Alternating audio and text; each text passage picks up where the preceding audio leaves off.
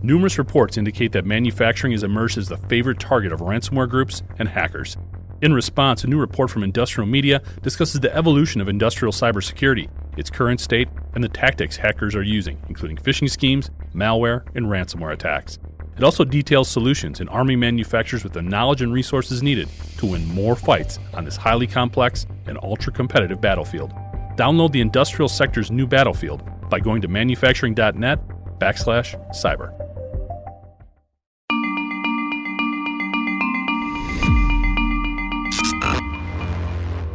Hi, I'm Jeff Ranke, Editorial Director of Manufacturing.net and Manufacturing Business Technology. Welcome to Security Breach. Cybersecurity solutions provider Trellix recently unveiled their 2023 Voice of the CISO report. Among other topics, it explored the top 5 challenges cited by chief information security officers who responded to the Trellix survey. In order, these main challenges included too many sources of information, a growing attack surface created by remote workers, increasingly complex supply chain and other social and business factors, changing regulatory mandates, difficulties retaining and recruiting staff with the necessary security skills, and a lack of buy-in from other parts of the company. Although these responses were not exclusively drawn from the industrial sector, they all apply. These results not only help shine a light on the universal complications of defending IT and OT environments, but the importance of having these conversations in the light of day. Information on vulnerabilities, attacks, and losses need to be shared, right along with the wins experienced through penetration tests, patching, and working with law enforcement in order to better understand the appropriate resources to apply to each unique security environment. We have to embrace greater supply chain visibility amongst partners and educate workers throughout the organization in reinforcing and strengthening the human element of cyber defense. Proactive measures and universal support needs to be a priority in order to accurately respond to the evolving regulatory and business continuity efforts that surround cybersecurity. And finally, the vital roles of security experts must be touted and reinforced throughout educational institutions and the manufacturing enterprise in the same vein as law enforcement and national defense. I have a feeling that our guest for today's episode would agree on all these fronts. But before we talk to him, we're excited to announce that Security Breach is being sponsored by Pentera. For more information on how automated security validation can help you safely test all your IT security controls with a click of a button in a non-stop industrial operational environment, you can visit pentera.io. It's now my pleasure to introduce Karan Santi, Trellix's Chief Technology Officer. Trellix is a leading provider of extended detection and response strategies. Karan, thanks so much for joining us today. I really appreciated the Mind of the CISO report that you guys put out. There's a number of things that I'm hoping we can talk about. But before we do that, I was wondering if there's any particular points from the survey there, the report, that you found more interesting or more top of mind that you maybe want to discuss to start. Yeah, things have gotten a lot more complicated and a lot worse, haven't they? I read the report, and it's funny, you never see the percentages decrease on any of them, which is like, hey, there's more events and more incidents, there's more security breaches, there's more complexity in the security environment. These reports never go out and say, hey, things are going to look simpler down the road. So I think that's one of the big takeaways, is that things are getting more and more complicated. And look, that's just the reality. When we have the same conversation 5 years from now, we're going to be talking about how AI has made the landscape a lot more complicated and a lot more or less predictable than it was probably 5 years ago when we're talking about things from 5 years ago back to today. So that was one. Two, I'm surprised that even to this day, ransomware has a sticky presence. I thought they would start to taper away, to be honest. I thought more CISOs and more organizations are going to be pay more attention to some of the hygiene related activities. Like, hey, let's stay on top of our patch management. Let's stay on top of phishing attacks. Let's try to get better at getting rid of legacy software and legacy capabilities that are going to become sort of a breeding ground for ransomware attacks. So I'm surprised that those numbers are continuing to increase and they're still quite sticky in big organizations. And some of the other kind of anecdotal things that came out is obviously the things that every person who probably came before me on this podcast said, finding the right talent, not enough people, things are getting harder in terms of retaining people in the SOC. Things are getting more challenging and making sure that the right skills are available in the marketplace so we have enough people to come in and resolve these events. So those anecdotal things were pretty prevalent in the report too. One thing I did want to talk about, and I think it's going to be a good conversation for the two of us, um, is that 20 years ago, when security was really being looked at, it was about pushing to make security sort of the core function of a company. And the response from big organizations and from government regulators was, hey, let's create compliance in the marketplace. What's unfortunate is 20 years later, in a report, we're seeing CISO saying that we're so compliance focused that really dealing with the actual security breaches and making my security operations modern and sophisticated, and focusing on some of the newer, sexier, interesting tools is sort of falling by the wayside because they're so focused on compliance. And that's something that I thought was really unfortunate in this role in this company, that it's become, there were multiple sections where compliance related activities were becoming a burden because it was either unclear what compliance they had to meet, or there was so much emphasis and focus on compliance that it was taking up a lot of their time. Yeah, I think it's interesting when we start talking about compliance, and especially a lot of those things probably prior to maybe the last 3 or 4 years, it was very IT focused. So we're talking a lot about data and financial and intellectual property. And I think going back to your point about the complexity, especially of ransomware attackers, how they've upped their game. And it's really now when we look at the vulnerabilities, especially in the industrial sector, it's logins. So it's a lot of dealing with the human factors, so to speak, which is tough to legislate and regulate people into doing the right things when it comes to protecting all those access points. Or again, going back to manufacturing, there's so much investment going on right now that it's less about IT and more about operational technology. And when organizations try to sort of cut and paste a lot of that IT stuff into the plant floor security part of it, it just doesn't mesh. It just doesn't work. And no, you're right. You're right. I mean, that's a fair point, right?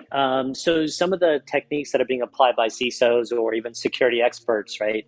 It's not really just the CISO's responsibility when they're trying to bring it to OT systems. They are bringing some of the natural tendencies to bring those best practices over. It's not one-to-one. You're right. It's not one-to-one. But there's some parallels that they're starting from, which is, hey, do we have a good patch management process for updating these OT systems? And guess what? The answer is no. I mean, when's the last time that you really paid attention to your Nest thermostat updates, right? If it's not happening automatically by the vendor, there's nobody who's really going in and updating it because either they didn't have a feature in there that they really cared about, or they really completely forgot that they had something that they had to update. So it's good that they're bringing that up. You're starting to see a greater emphasis in looking and identifying, hey, what are all the different OT systems? And what is going to be our approach to identifying them? Isolating them. I hope CISOs and security experts are realizing that you don't want it to be yet another IP address in your massive swarm of IT systems you're managing. You want to segregate it and separate it so that you have a completely different set of practices that you can apply to your point, right? To your point, which is you can't just cookie cutter bring those same security practices to OT. And then you have to start thinking about, specialized tools. We're going to be, hopefully announcing some partnerships later this year, at least in the public sector market, with companies that provide a lot more hydrated and deep validity data, or I'm sorry, a deep, what's the right word I'm looking for here? Deep forensics data, deep enriched data. That's the word that was escaping me. Deep enriched data on OT systems, right? These are companies that know how these microcontrollers are designed, what these microcontrollers are spitting out, who the company was that wrote the software, which is not always the same as the company that produced the end product. Like you and I might go to a hospital, right? The little blood pressure medicine that might be connected to some nurse's workstation. I bet you all the components inside of it were not built by the company's logo that you might see on the outside. They're going to be a whole bunch of third-party companies. There might be Motorola that might have built the chip, and there might be a third-party company that wrote the software. And then the component that's actually speaking to the network or providing that data might be a third company. So you have a whole bunch of hodgepodge of different companies' data that's in there. And you're going to need companies that specialize in understanding that and contextualizing it, so that when tools like the ones that our company provides at the XDR level, right? And we'll talk more about that down the road. But when you're bringing in that specialized OT data to a platform where your security operations teams are sitting, they can say, oh, okay, I have all this enriched insight into what's going on with a heart monitor or what's going on with a pipeline. I'm not a big oil and gas guy, but I would imagine there might be something that's looking at the pressure of the pipelines, or it might be measuring the flow of the oil going through the pipeline, right? what's that telemetry mean? If it's dropped quite a lot, is it maybe a physical attack that somebody did, or maybe it's an outage that I need to pay attention to? And on a heart monitor, if there's a big, principal from the government that's residing in that hospital, and there is a potential breach, you want to pay attention to it, right? Maybe that heart monitor is critical to, I'm going to make up some exaggerated, entities, but maybe a president or a vice president, right? They could be a potential attack vector for someone who cares enough to monitor and see what's going on. Maybe they want to get early insights into what's going on in their health, or something like during COVID. They might want to collect this telemetry and understand, where all these patients and what kind of diseases and viruses are they being hit with. So you want to protect all this. The hospital doesn't want this data to go out. The U.S. government doesn't want this data to go out. And if you're a company who's providing services or security monitoring, you certainly don't want this data to be publicly available. Yeah, I'm going to circle back to the report. You brought up a couple of interesting points there. I hope we can dive into a little bit more. The first was what you talked about, the patches. It's interesting because looking at the industrial sector, we have two basic groups. We've got the folks that are patching everything, and in doing so, they're being very diligent there. But it's sort of like, well, okay, the patch is taking care of it, so we're good, as opposed to looking more closely at the situation. Those guys that are patching, by the way, they deserve a reward. They should get a poster. I mean, it's happening in very isolated cases. So if you find them, they should be heroes. They should be getting a star on the Hollywood, walk there. So we've got that group. Then we've also got the group that's basically ignoring them, saying, hey, I'm working with suppliers. I've got stuff in the cloud. I don't want to deal with this stuff. That's what I have vendors and suppliers for. So in your experience in working with these two disparate type of groups, how do we get, what have you found, I guess, in working with customers, how do you get them to pay closer attention to what they're doing in understanding the patches are important, but you also need to also go the next step and understand what was going on that created the need for that patch potentially, or at least just, and I think it all relates back to really visibility within the system that we struggle with so much, and you kind of referenced with the medical example. Yeah, so look, I mean, there's going to be different maturities of different companies and organizations, right? But we have to establish standards. You have to be able to ride a bicycle, maybe be able to ride a golf cart, maybe be able to ride a car before you'll be ready to drive a truck, right? There's stages in which you want to get to before you'll be allowed to be on the road. We need to kind of get to the same point with OT systems. So they need to get visibility on what's out there first. So let's hope that's a baseline, which is, hey, what are the OT systems that you have? Did you even know that you had these? Some people are actually shocked and surprised they have so many internet connected or IP address spewing devices, right? Forget about managed devices. There's something with an IP address sitting out there on the network they didn't even know. If you have visibility, then you can start having conversations about what you want to do with it. Do you want to patch it? Or it's so critical that if you push a patch to it and it fails, that there's no failover to that controller. Literally, this is the only thing that's keeping the grid running, maybe, or this is the only thing that's monitoring the electricity in the building. And if we push a patch to it and it goes out, it creates a cascading set of events that we can't come back from, or we won't be able to quickly come back from. So there's going to be different conversations that security leaders are going to have about it.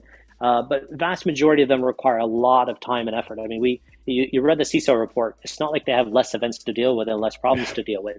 Now they have one more thing, which is its own sort of gamut of problems and issues, which is OT systems. So I don't sympathize with a lot of these CISOs that have so much on their plate already, and OT systems sort of adds to that level of complexity. But there is a methodical way and a systematic way to go out there and actually start addressing them.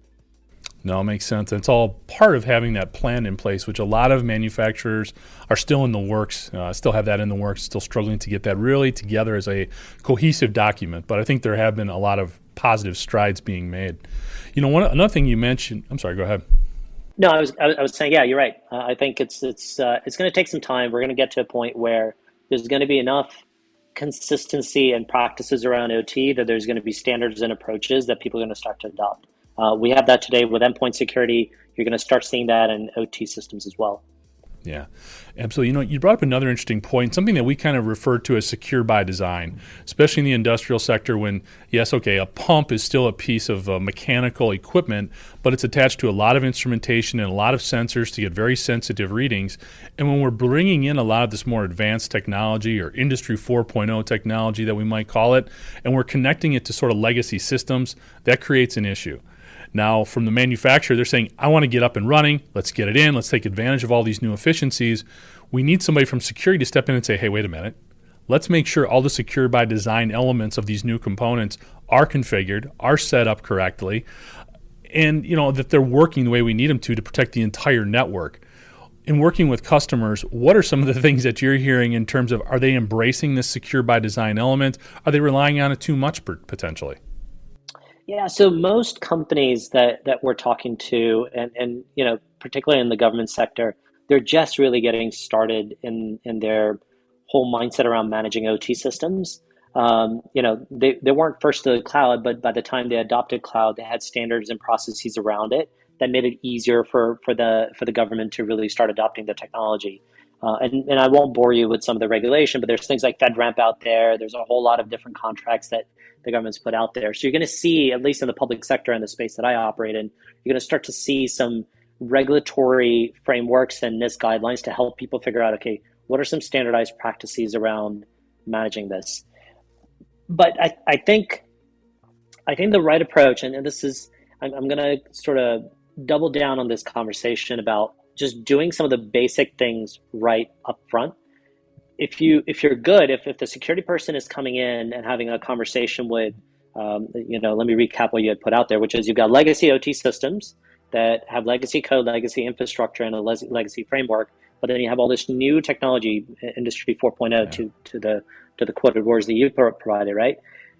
They want to bring in, but they want to integrate the two, and there's a potential challenge there in data compliance. There might be more fidelity of data that might be coming out from this new 4.0 tech, but you've got this legacy stuff that can't, give out all the same level of fidelity data just because it's super simplified. It was built 40 years ago when there was no mindset about, using anything on the internet maybe. The right way is going to be the one that makes sense for the context of the customer, right? And let me put that in simpler words.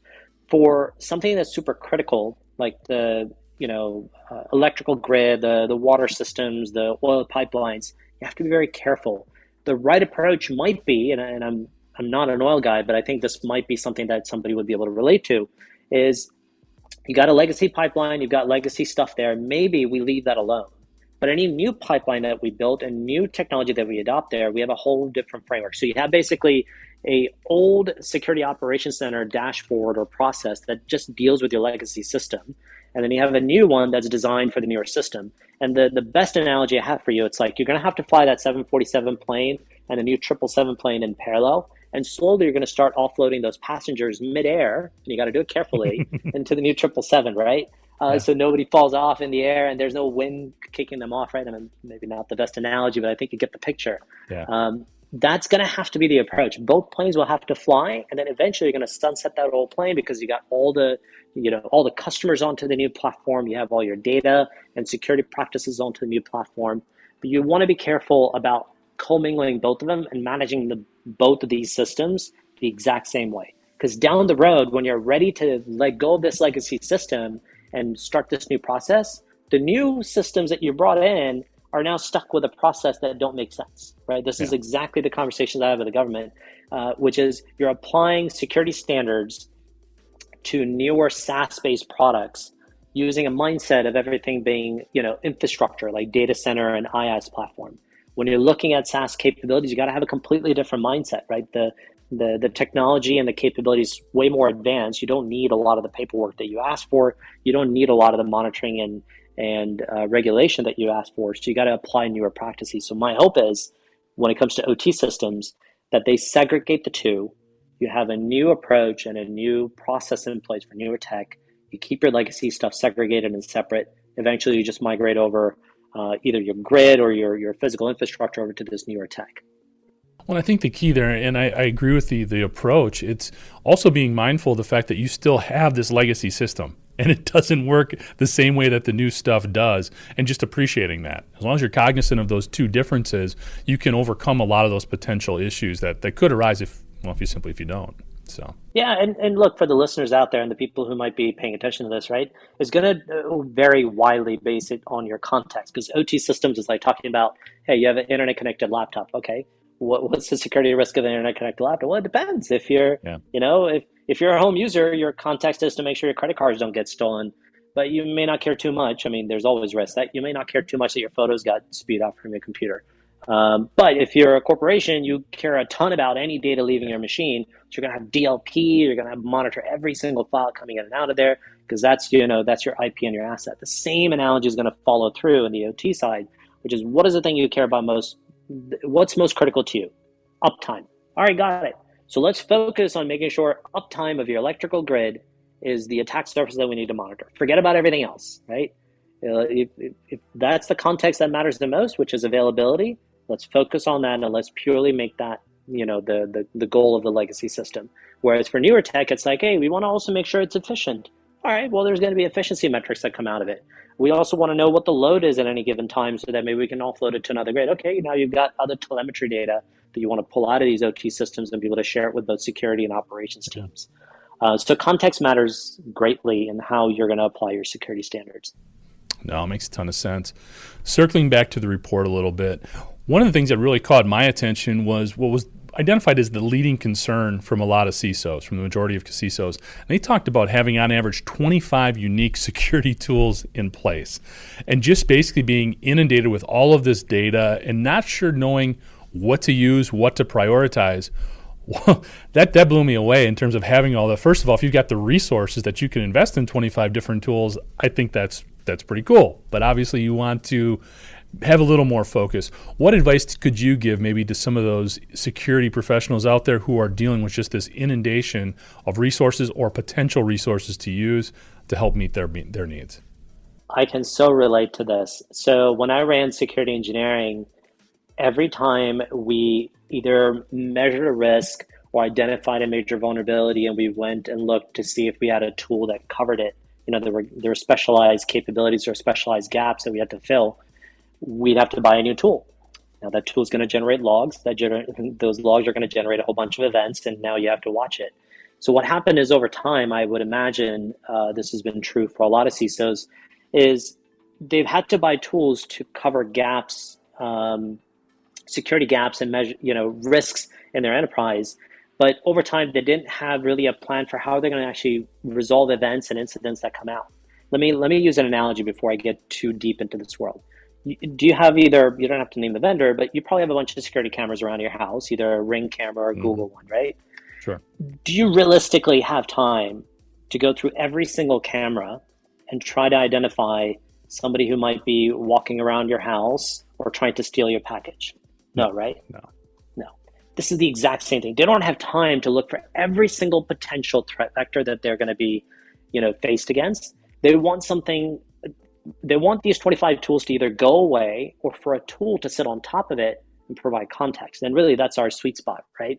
The XDR platform that we build, and certainly other companies in this space too, but really the one that we specialize in is really giving you context and using machine learning technology to bring security relevant data forward. So when you have 25 tools in your environment and you have hundreds and thousands of events that you're dealing with, you're never going to keep up with, just like you don't have enough time to look at the camera. But I bet you when somebody rings the doorbell or somebody leaves a package in the front of your door, Ring or Google have come up with tech that tells you, hey, a package has been left. And you have decided that that's enough relevant context on that event that you want to be notified, because you might be getting a brand new MacBook Air like the one I'm using right now, right? Literally, it just came on the front door 15 minutes ago. So I want to know because, right, there's a big asset sitting at my front door that I want to grab before somebody else does, a porch pirate maybe. Same thing for security security managers, right? And SOC managers. They want contextualized information. They don't care when maybe the IT enterprise has pushed a patch that made a server go down or made a critical change to Windows. It's like, any traditional SIM tool is going to say, hey, wait, there's somebody who pushed a change to the Windows kernel. Well, yeah, it was a patch update. I don't need to see that. It was relevant. It was okay. Why am I being alerted on this? I already have enough things to look at, right? So traditional SIM or traditional, of these 25 tools, they're going to spew out all these events. Somebody's walking a dog in the front of your lawn. You don't care about that, right? Now, Absolutely. But if that update came from an external IP address during a time window that I know we don't push patches on, and it happened from a user identity that, was, maybe somebody stole a credential or somebody's two-factor authentication capability was compromised and they made it all the way in, but there were certain behaviors of that user that triggered an alert from our tool that said, hey, look, from the context of everything I'm seeing, this looks anomalous. Now you have something that you can go target and kind of go chase down, because there's just going to be too many events otherwise for you to pay attention to. That package being left at your front door is enough for you to look at your phone and decide, okay, yeah, I want to go take a look at it. And I want to go look at the front door, or I want to see the camera feed a little bit longer, and then make a decision if I want to walk all the way to the front door. So that's really where the industry's headed. I sympathize with the CISOs that are facing 25 tools and millions of events that they have to pursue. No, I think the prioritizing of data throughout the industrial sector is a huge concern, especially in the security element. It all kind of bleeds back to visibility in terms of understanding what is the data you want to see. And I think what's really changing, and the big transition, is those temperature spikes before, when it didn't go too far where it was affecting productivity. Well, now we have to look at those. That could be an embedded hacker just sort of probing and seeing how you react. So it is being more scrutinizing a lot of that data more closely. But like you alluded to, there's so much data to look at potentially. It's not getting bogged down to the point where it can become white noise almost in terms of what you're looking at and scanning for. Exactly. You're going to want to rip out those cameras, man. Every time it buzzes off and gives you an alert that somebody's walking a dog in front of your lawn, right? You're going to go crazy. Yeah. So the same thing's happening to CISOs. They want these to go away. And one quick comment I'll make on top of that, there is also a need, though. 25 tools is a lot. It depends on the context, of course, of who you are and what you're doing. But if the CISO or the SOC manager feels, just their gut instinct says, God, we have way too many tools, there's a very systematic way to clean that up. So we actually do this a lot for our customers for free. We'll go in and do a survey of your environment. We'll help you see the gaps in either the tools that you have, or overlaps in the tools that you've already purchased, or purely duplicative tools that you have. And sometimes you need an outsider to come in just because you've been putting out fires all day. You're just, at it like a machine, and you just need an outside person to come in and look at it, give you some context and data to make a decision on. So we do this often, and the approach that maybe some of your listeners can steal that might be useful is, when you have the sense that you want to reduce the number of tools, do an audit. Just do it the old-fashioned way. You don't need anything sexy or fancy, right? Just write it down on a notepad if you have to, or a spreadsheet. And then decide, okay, of these, and you can maybe use, I can't remember the name of it, but there was this Netflix show, which is, if you don't feel the energy when you touch a piece of clothing, or you don't feel like you want to keep it, there's a method for it. Maybe it'll come back to me later on. But when you feel like, hey, wait a minute, I've had this tool in here, but it's not like the number one priority for me. Great. Start writing them off, right? As you feel an emotional connection because you understand the data that comes out of this tool and what problems it solves for you, start ranking it higher. So list all your tools, start prioritizing them, evaluate their effectiveness. Just because you had it doesn't mean it was giving you any value. Go talk to your team and say, over the past 6 months, this tool has been generating 10,000 events. Have we done anything with this data?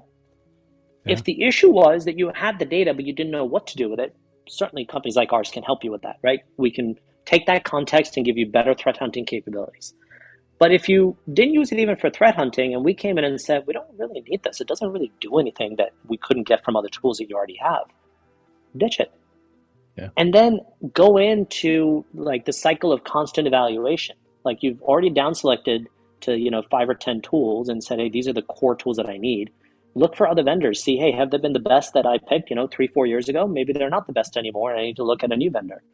You can start to get that 25, the more than 25 tools number down to something more manageable using these steps. Now, I like how you kind of talked about it doesn't have to be complex. I mean, there's a lot of things in cybersecurity that are difficult and challenging and complex. You can take a very simple, systematic approach, at least initially, to start weeding things out and making your life a little bit easier. I like that. Transitioning, if we can, from porch pirates to ransomware groups and malware hackers a little bit. Another thing that was brought up as a huge concern for CISOs is the fact that it's just an expanding attack surface right now.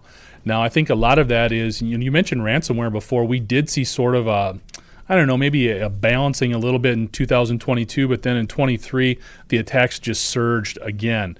I think a lot of that is because they changed their methods, their avenues of approach a little bit, and their attack strategies, focusing, it seems like, a lot more on people and the human factor. So I'm wondering, from your perspective, when we talk about this broadening attack surface, is it more infrastructure, or is it more people, or a combination of both?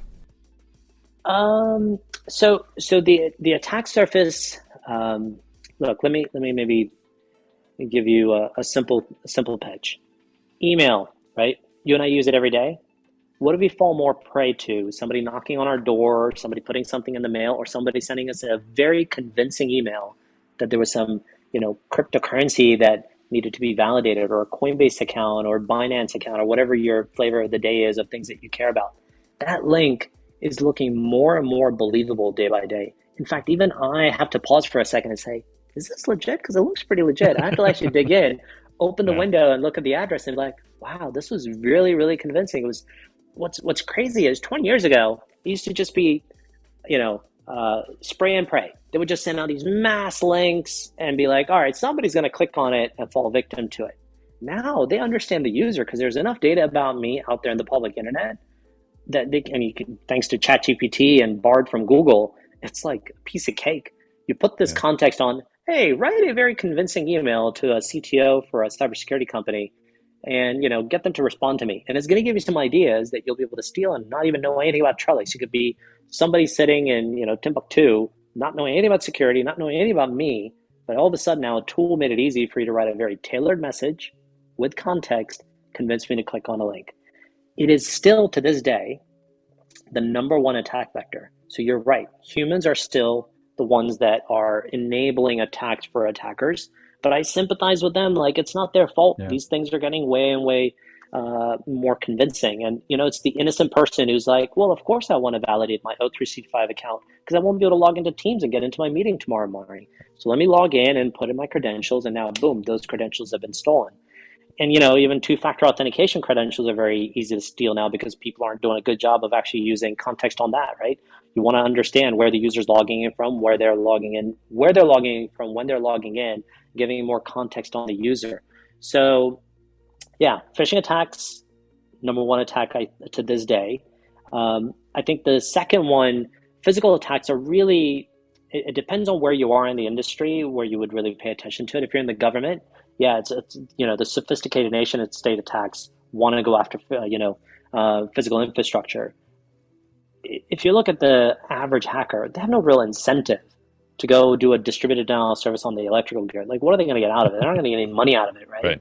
Right. But if you're a nation state, that's enough to maybe slow things down or do it in an opportunistic way because, a big congressman might be flying out of that city. And if you take out the power, maybe he'll create enough havoc or raise enough delays in his process that he might not make it to a big meeting, right? Depending on what the nation state's objectives are. And I gave a very muted one. There's a lot more sophisticated ones. Unfortunately, I can't share those. But, depending on the context of what the nation state wants, they can go after these physical infrastructures and really discreetly or very systematically make sure that the outcome that they're looking for would happen. So physical attacks, I think, still happen in nation state use cases. The regular phishing attacks are happening globally, no matter where you are from a commercial perspective, because the hackers want to get paid. They want you to click on the link so they can steal your credentials, go into your network and either steal some data or go into your network and go put some ransomware so they can get paid. It's simple. They just want to get paid one way or another. And that does help offer some depth in terms of how that attack surface is growing. I mean, there's a lot of different routes that the hacker can take, especially, again, for industrial sector. There's a lot of nation states who would love to shut down Ford, okay, or attack because there is obviously an economic benefit for them potentially if they're going to attack industry. And now what we're learning too with a lot of these attacks that go after just a link in the supply chain, if you will, understanding, hey, if we shut down, like not too long ago, there's a Dole Foods plant that suffered a significant malware attack. Well, shutting them down doesn't just shut down that facility. It impacts transportation and logistics. It impacts retailers. It impacts the end user, as well as the growers and everybody else before it gets to the facility. So that greater understanding makes industrial cybersecurity so much more important, not just within our marketplace, not just within those enterprises, but really at large throughout our country, throughout our society and our culture. So it's why it's important to have these conversations, not to get too deep here. But yeah, no, I mean, you're spot on, right? You can imagine, like if you put on a sort of an evil hat on, right, and think about the worst case scenario, it's not unrealistic to think that industrial security would maybe, turn on each other. Let's say Yeah. there's some competitive reason why either one hospital wants to make sure the other hospital doesn't succeed, or one hotel doesn't want the other hotel to succeed, or one manufacturer of some critical parts doesn't want the other one to succeed. And they may have a financial incentive to shut you down, either before they're doing a fundraise or before they're doing an IPO, or just because they don't like the company and the CEO, right? I mean, it's not hard to imagine that there will be financial incentives for within the industry for each other to be attacking each other, right? Sometimes people are cooperative, but look, we've seen IP theft back and forth because that's the thing that kept tech companies, competitive with each other.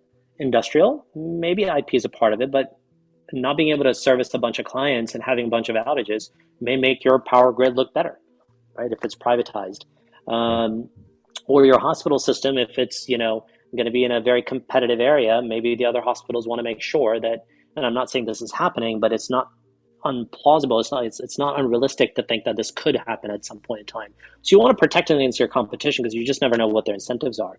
Or a foreign business that wants to come and invest in the space and they want to take you out so they can have a more friendly investment landscape. So there are all sorts of evil scenarios why you would want to kind of protect yourself and make sure you're up to date and patched and all secure. Absolutely. Another thing, I'm sure you've been talking a lot about this. We've been talking a lot more on the program. It's artificial intelligence and AI and the potential impacts it can have on cybersecurity. You mentioned it's definitely going to make things or continue to make things more complex, puts another tool in the toolbox of the hackers.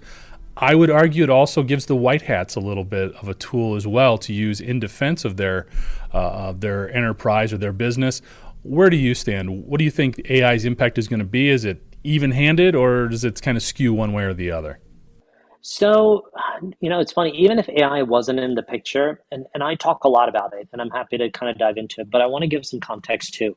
And the home analogy seems to be working so far. I'm just going to keep using it, right?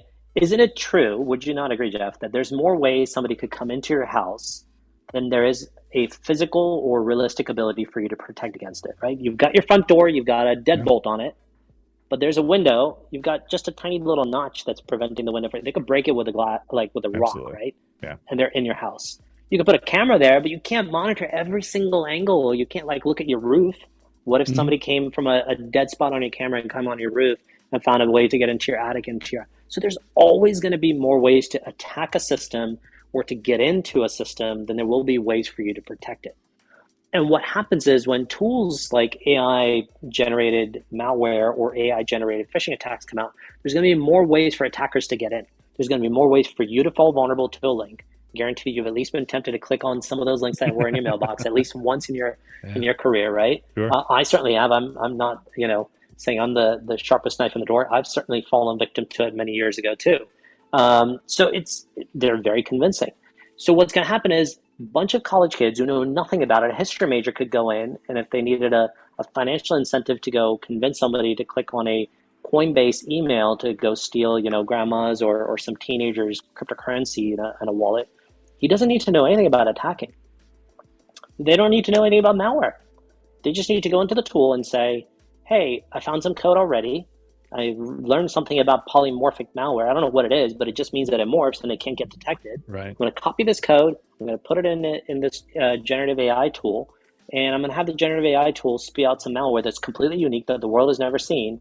And my hope is that the enterprise that I hit it on or the user I hit it on doesn't have fancy tools like EDRs that will look for these indicators or compromise or look for these behaviors, and they're going to fall victim to it. Now, the good news is companies like us realize that that's the attack vector and that's where the attacks are headed. So we're investing heavily in AI and machine learning technology to make sure that it's easier for us to give, high confidence to users like you and others that, hey, this email that's coming to you, it's 100% or 99.9% a phishing attack. Because I looked at the image looks like a complete fake because Wells Fargo image doesn't look like this. The link goes to an IP address range that doesn't even belong to the bank, even if it was some of the banks have weird email addresses and weird IP addresses that's like wellfargo.to.mail.net. It's like, shoot, I don't even know if that's legit. Even though I'm logged in right now and I think it's legit, I don't even know if that's legit. But our tools have the ability to bring all this context that you and I don't know. We don't know what VPC or VPS, some virtual server sitting in the cloud that Wells Fargo was using with a different IP address range or or a DNS entry, but a tool like ours can go in and get all that data, put it in context of the user's, usage of that link and usage of that email, and say, yeah, it doesn't make any sense. This is completely fake. It's complete phishing. We can tell from every part of this email that this is not legitimate. So yeah, there are going to be tools like companies that, like ours, that are going to be building capabilities using AI and generative AI. But look, I still believe there's always going to be an edge to the attacker. What percentage it is varies greatly depending on the industry and who you are. But there's always going to be a slight edge. It's kind of like the house edge at the casino. The casinos always have a percentage or two over you when you're betting on the table, right? So they're always going to have an edge. So let's be realistic about that. Let's accept that, because the moment you do, I love Coinbase. When they started their platform and their company, they started with a mindset of being breached. Like, hey, we're going to get breached. What are the things that we need to be mindful of when we get breached? Like, how do we recover from it? So if you have a breach mindset and you accept the fact that you're not always going to be 100% right about everything, you're not always going to be 100% in your security posture, you can start to build some good plans, and you can start to be a bit more mature about how you handle your security. And if you do that and you adopt AI and new sophisticated tools like the ones that Trellix puts out there, you're going to be in much better shape when dealing with some of these sophisticated or history major attackers who know nothing about malware. Yeah, I mean, you have to have that it's not if, it's when type of mentality. It helps companies respond more effectively when they do get hit. It also makes the attackers work a lot harder in getting whatever they want to get to. Ideally, in doing so, you'll have greater visibility to at least minimize the damage, respond to it, shut it down, whatever the case may be. So I'd agree 100%. Great advice.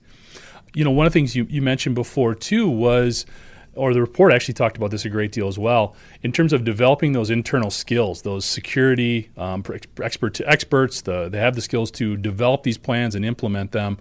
What have you seen in working with customers, either in terms of recruiting, retaining, or developing internally the type of talent we need to help better defend our organizations? So I actually want to share a story. Coincidentally, I just had this conversation with a friend of mine. His name is Ross Young, and he's CISO over at Caterpillar Financial. And he just shared something that was completely amazing. I mean, he's a brilliant guy. He shared with me that, look, he's obviously seeing the same problem that everybody else is, which is there's not enough talent out there for me to go poach or grab and go bring in. But one secret sauce that he's developed is he's saying, look, there's this group of people that have been largely ignored, which is the folks with disabilities or who need an extra help in kind of doing things. And he's like, one of the things I realized is some of the mundane aspects or some of the things that are hard for me to recruit for, I can train for. So he grabbed a group of people who aren't always going to be given the opportunity to get into cybersecurity, and he said, I'm going to have you focus on some of these sort of rudimentary, repeatable tasks. They still have to be done by a human today. There's still things that somebody has to pay attention to, but I don't really need to fill it with a person who's been in cybersecurity for a long time. So he focused on that, and he said, look, I'm going to bring that talent in here. The other conversations that I've had with other CISOs, which I thought was also interesting, is that there are folks who have very little experience in cybersecurity, meaning they're coming straight out of college and they're going to get most of their experience on the job that you hire them for, which is totally fine. You should. And then there's folks who are extremely seasoned, and I think a lot of it's because of how cybersecurity sort of came into to the market. But there's this middle layer of the grunts, the workhorse, the people who are doing threat hunting, the people who are putting out fires, the people who know enough about these malwares and attacks because they've dealt with it in other companies. That's the one that's the hardest to find, the middle of the patch. So you can get really seasoned folks who are in the C-suite. You can get folks down at the bottom, right, just entering the market. But the middle, the experienced professionals who are at the 5 to 10 year mark in cybersecurity, those are really, really hard to find. So that talent pool I think is mostly going to stay constant as the market demand grows. That curve is never going to meet its match, meaning the demand is going to be like this, and the talent is either going to plateau or start to diverge. And that's just the reality of it. And that gap, in that curve and the plateauing of people, that gap is going to get filled by tools. The tools is where the CISOs are going to rely more and more on and say, look, I don't have the experienced experts. I need some tool to develop, automated playbooks for me. Looking ahead next 12 to 18 months or so, you've talked about a number of different things you see on the horizon. Any other trends that you think are really going to have a big impact going ahead in the near future? Automation is going to be key. Your car's driving itself. Your coffee maker is generating a coffee on its own. Why the heck don't we have that in a prolific way in the SOC? Like, why do I need to look at a screen? Let the computer do its job. Let it do all the heavy lifting for me. Just give me an event before you decide to push an update or remedy a workstation because it got breached. Just give me a prompt confirming that I want that to happen. Maybe I do, maybe I don't, right? Let the machine do all the threat hunting and then tell me if this is something that's real or not. So that's the trend. We're going to go closer and closer to autopilot for the cybersecurity world. And it's happening a lot faster than even I expected, to be honest with you. Because the technology is there, the demand from the market is there, people are seeing the value of it, and the best thing about being in my role is I can sit next to the CISO, and the CISO tells me, hey, I want to buy this tech. I need to make a business case to the CIO and to the CEO to get the funding to go do it. Help me build the business case. And we give them all this data and all this great context on why they should get this tool that's tailored to their environment, and boom, now they have the ability to get this new sexy automated capability in their platform inside their environment. And over time, the burden on human resources is going to be reduced. So for example, if every year you're adding 5 headcounts to your security operations team because you had to cover night shift and you had to cover all these events, those additional headcounts may not be needed in the SOC. They may be needed in threat hunting because the day-to-day care and feeding of events is being dealt by a machine. So we make these trade-off conversations with CEOs and CISOs and say, the cost savings that you're going to get on people, you can apply towards a tool, and over time, you're going to have more consolidation of tools because you're not going to need all this, overlapping capability, and the industry is going to mature. So yes, depending on the context, to give you a kind of a quick answer, if you're immature in SOC, you're going to have to make an investment. If you're a large enterprise customer, you're likely going to be saving money. You're going to be buying something for the short term. There's going to be overlap for about a year because you're going to make sure that the 747 and 777 are flying together. But eventually, you're going to sunset the old stuff, go to the new tech, and you no longer have to pay for the fuel cost of that 747 because all your users, all your events are in that new 777 plane. Well, I think we need to start looking at this from a competitive perspective as well. If the competition starts investing in a greater piece of equipment that turns out more product, we're going to make the same investments there to match their productivity. The hackers, the bad guys, they're investing in new strategies, new talent. I mean, their talent acquisition is impressive, as well as new technologies to do what they need to do. In order to keep up and compete with them, we need to do the same. So, did you know some of the ransomware people have like lawyers and HR teams? It's crazy. It's incredible. They operate like a business. These groups, I was talking to one expert, and he's talking about, well, the reason that there always is more attacks towards the end of the year is because these individuals have quotas they need to hit. Just like a salesperson has their sales budget, hackers got their budget too, and that's why you'll see sometimes the expedite at the end of the year. So it's crazy in terms of how complex and how savvy these organizations have become.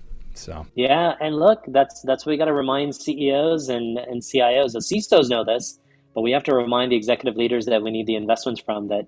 Hey, this is what you're operating against. They have an HR team just like you do. Yeah, and they're recruiting probably better, quite honestly, because they pay more and it's fun and everything else. But maybe I should go take a look. Maybe I can get a bigger bonus out of those guys than I can on the other side. Hey, stay on this side of the fence. Come on. Thanks, Karan. And for more information on the work Trellix does, you can check them out at Trellix. That's TRELLIX.com. Thanks for joining us today. And to catch up on past episodes, you can go to manufacturing.net, IEN.com, or mbtmag.com. You can also check Security Breach out wherever you get your podcasts, including Apple, Amazon, and Overcast. And if you have a cybersecurity topic or story you'd like us to explore here on Security Breach, you can reach me at jeff@IEN.com.